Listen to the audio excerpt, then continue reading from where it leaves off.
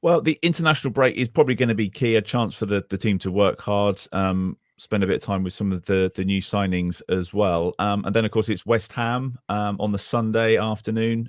Steve, we're going to probably see some changes depending on injuries and who might recover at the back over the course of the next 2 weeks. But what have you made of West Ham? Because it seems to me they're a team there for the taking. And as we've just been talking about, one of those games where we absolutely have to pick up some points. They're such an odd bunch. I mean, for such a team that's finished 6th and 7th in the last 2 seasons, and then brought in some real quality players addressing some key problem areas in that team last summer, to have suddenly collapsed in the league is baffling. I mean, I suspect part of that is sort of an inherent conservatism from David Moyes. Previously, they were always the sort of well set up defensive team who would then hit teams on the break, with Antonio sort of tearing a path through any defence. And Antonio's not been anywhere near his normal level this season. Looked all right, I think, against Larnaca in midweek in the Conference League, and they've won every game they've played in that competition so far this season. But you would imagine that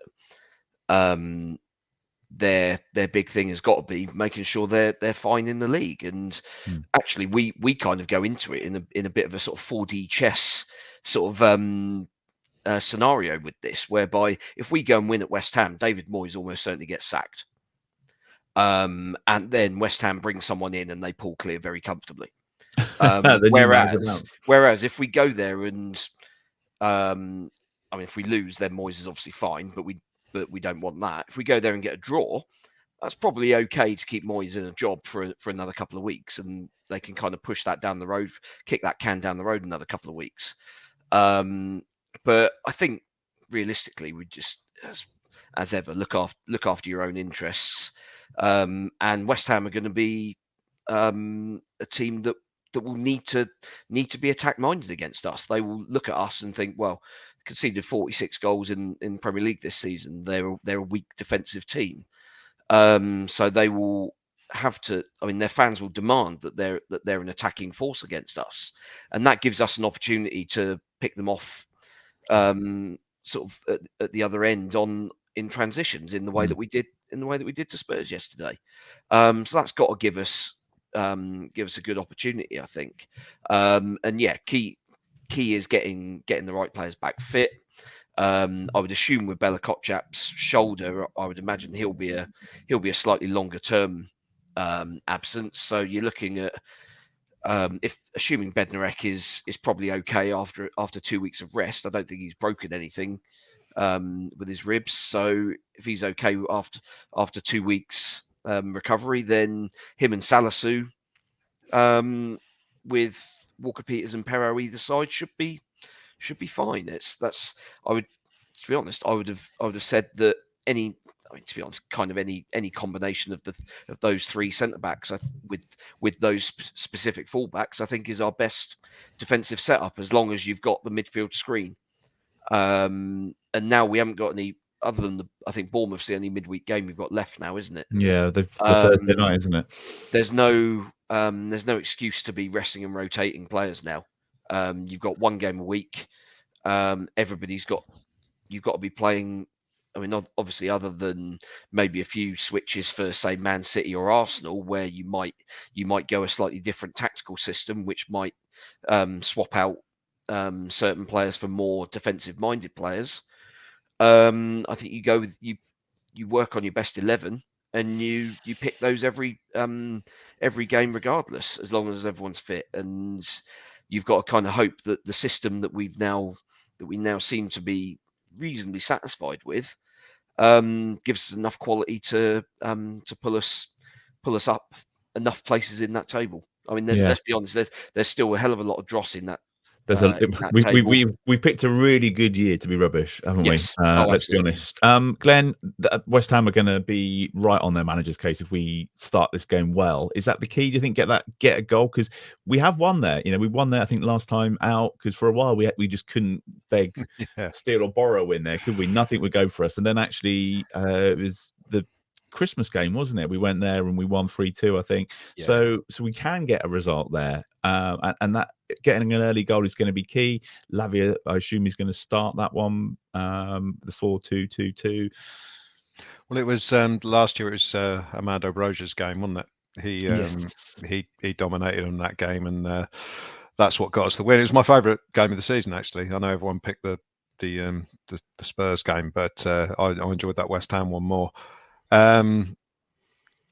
Yeah, I mean, it's nice to have won there last year because, as you said, the previous 4 years to that or whatever had been horrendous. I think they'd been uniform 3-0 defeats. I think we might have got one goal in one of them, got beat 3-1 or whatever. But yeah, I mean, the Euro Conference League, it's an interesting one. It's probably what's kept David Moyes in the job because it's ridiculous that with the players that they've got, the squad they've got, set up they've got, that they are in and around the bottom three. It's ridiculous, even more so than Leicester, who we spoke about a couple of weeks ago. I think patience is wearing very, very thin with David Moyes. When West Ham were at the Berlin ground, they could turn quite quickly. I'm not sure if it's quite the same. Well, it's from about 50 yards away here, isn't it? Yeah, it's probably not as loud. So I don't know if we can, if we scored an early goal, whether that would change the atmosphere. I don't know. It's that toxic at the moment, but yeah, I agree with Steve's point. I think if we go there and win, then it will be. But I'm sure they'll support their team throughout. Got Danny Ings, of course. Oh yes, is going to be an interesting one if he manages to not break anything in the next couple of weeks. He'll be probably leading the line, and bottom line, he's a snake, but we all know he's a very good player. He can finish. Yeah, they've got a bit like us with Romeo Lavia. They've probably got Declan Rice for the rest of this season, so I'm sure they're going to play him every game. And I noticed that he's been sort of. I know it's one game they set up sort of 4-1-4-1, and he was like the sole defensive midfielder, which seemed, it's unusual these days for teams to do that. So maybe that's an area that we can get around. Dangerous players like Ben Rama and Bowen, but they're just as likely not to be starting because, as Steve has said, David Moyes seems to be very, very defensive minded. So Ben Rama in particular, even though he's got decent output, Moyes doesn't seem to fully trust him or whatever.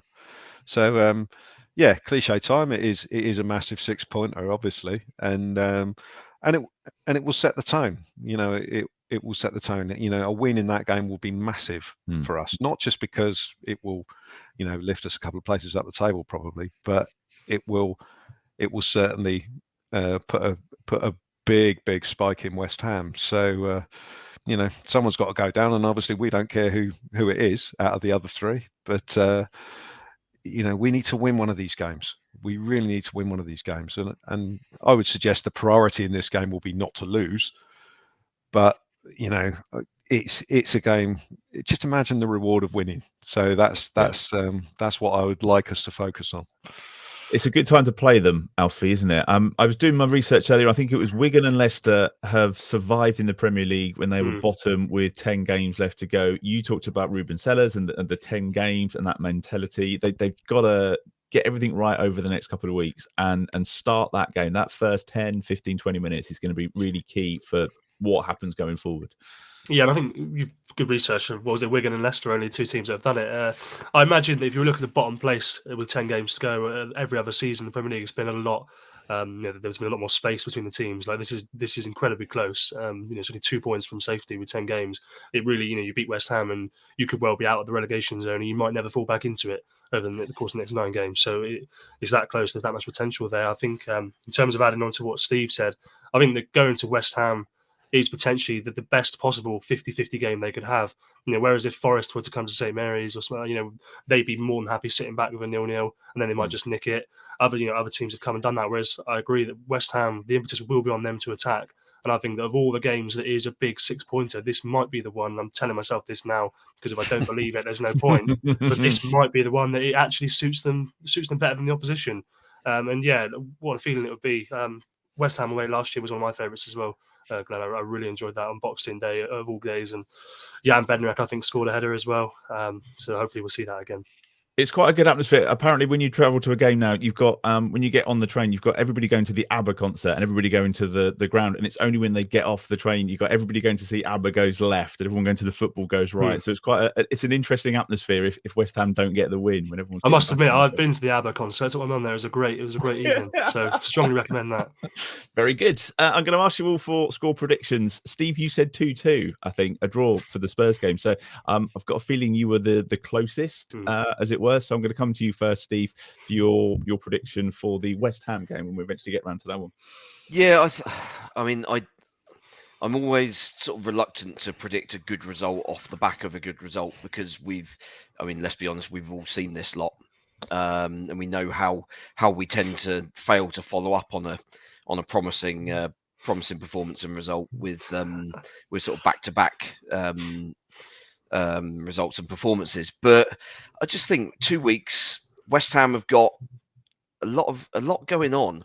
Off the field, there's a load of ructions in, like, fans not happy with Karen Brady and David Sullivan. Obviously, David Gold died a few months ago, and the kind of power sort of set up at London Stadium does seem a little bit off kilter from the fan base. So they're not a happy bunch, but as long as they're still winning games in Europe, then they're probably placatable. But I think if we go there and, as Alfie said, set our stall out early, get onto them from the start, their fans will turn very quickly, and it can then be kind of a more manageable atmosphere for us.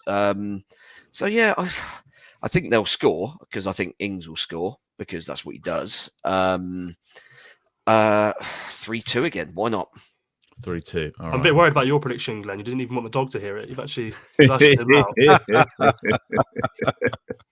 We should have asked him for his prediction. We're going to lose 4-0. No, we're not. I'll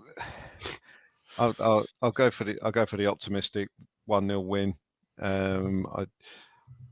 I think they will be slightly more tentative than we are. I just think we'll go there and we'll have a definite plan.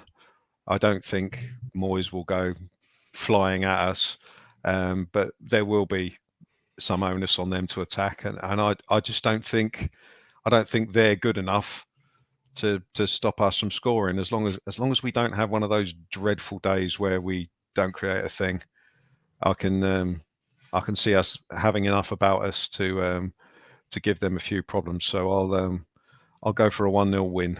All right. And Alfie, is it a case of the winner takes it all?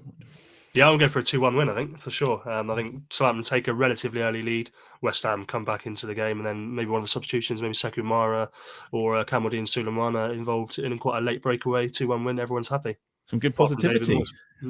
Oh yeah. everyone back on the train at Waterloo as well. There we go.